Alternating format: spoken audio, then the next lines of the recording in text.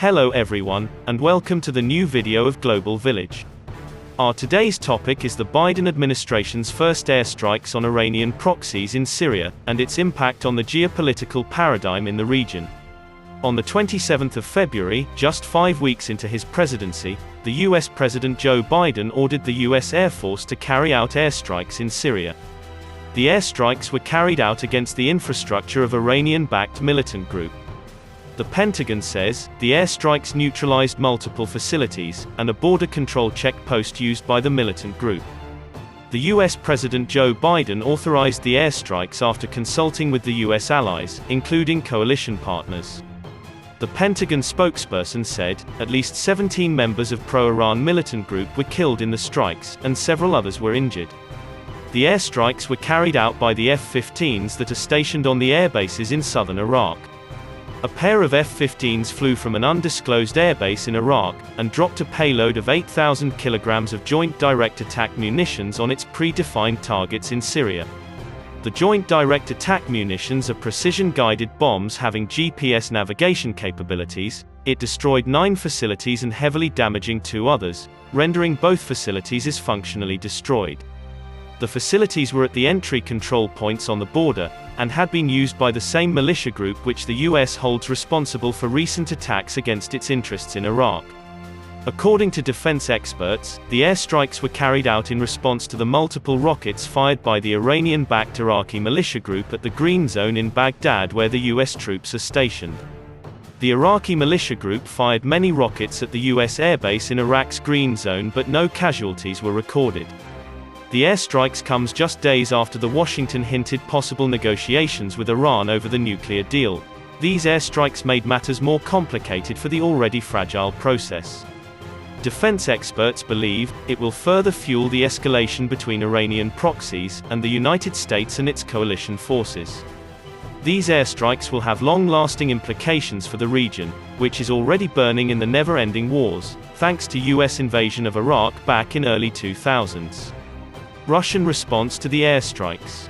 According to the Russian state news agency, the Russian Foreign Minister Sergei Lavrov claimed, the Russian military were informed by the United States 5 minutes before the airstrikes were delivered by the US Air Force.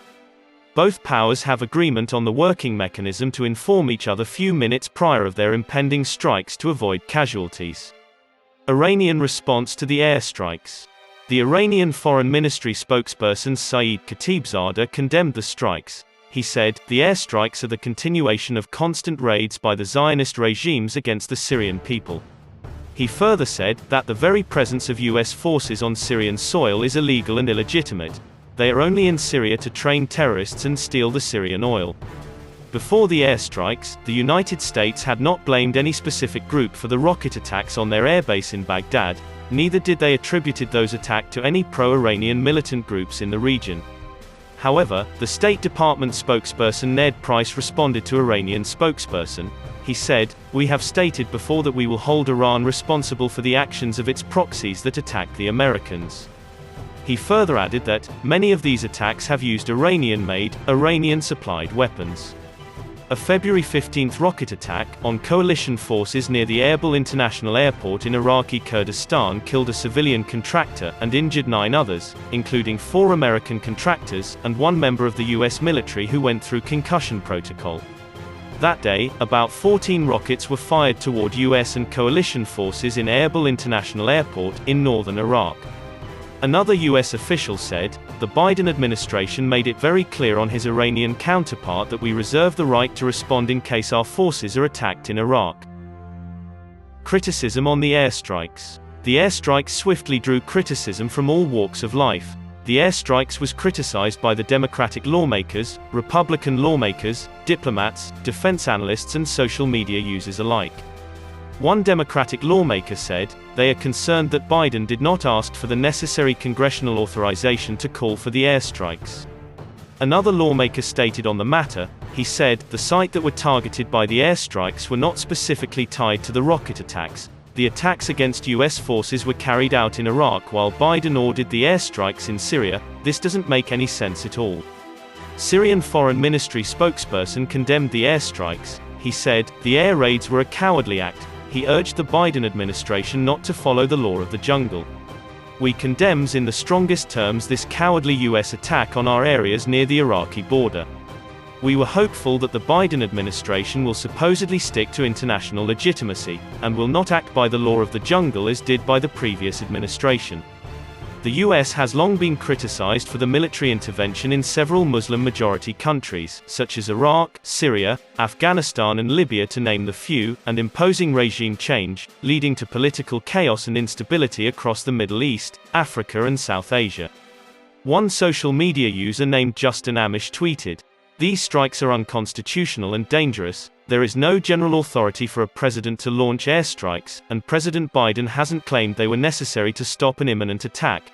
Our Constitution demands he gets approval from the representatives of the people." Another social media user compared Biden with Trump, while others pointed to the warmongering of successive US administrations.